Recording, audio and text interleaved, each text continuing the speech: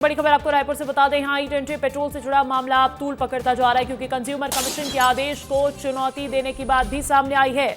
Maruti Suzuki company इस आदेश को चुनौती देने वाली आदेश के खिलाफ कंपनी अपील करेगी। मारुति का दावा है कि कार पूरी तरह ई20 कंपैटिबल थी। ओनर को मैनुअल जानकारी भी दी गई थी, कंपनी कह रही है। कंपनी कह रही है कि फ्यूल में मिलावट के सबूत थे।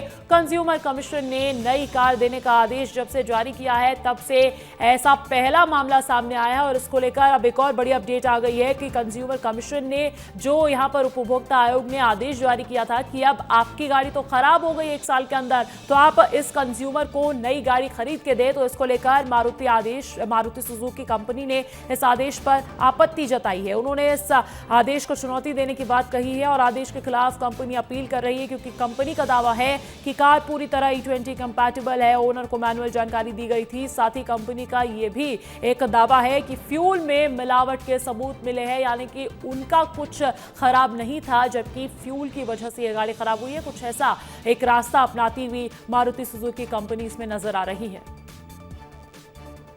बड़ी खबर आपको बता रहे ई20 पेट्रोल से जुड़ा हुआ ये पूरा मामला है, जहां पर आपको हमने खबर दिखाई थी कि कैसे एक उपभोक्ता शिकायत करता है कि उपभोक्ता आयोग में कि आदेश जो ये शिकायत उसने की थी।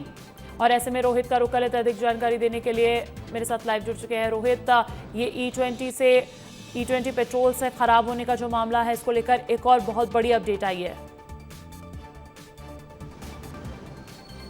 हाँ बिल्कुल, देखिए कंज्यूमर कोर्ट ने ये फैसला सुनाया था और कोर्ट ने ये कहा था कि ई20 फ्यूल के कारण जो ग्रैंड विटारा है मारुति सुजुकी की गाड़ी है उसमें खराबी आई थी और इसके एवज में शिकायतकर्ता को 20 लाख रुपए 1 लाख रुपए मानसिक प्रताड़ना के और इसके साथ ही कई और पेनल्टी के रूप में पैसा देने का बात जो है वो कही गई थी, जिसके बाद में अब जो है वो मारुति सुजुकी कंपनी इसको चुनौती देने जा रही है।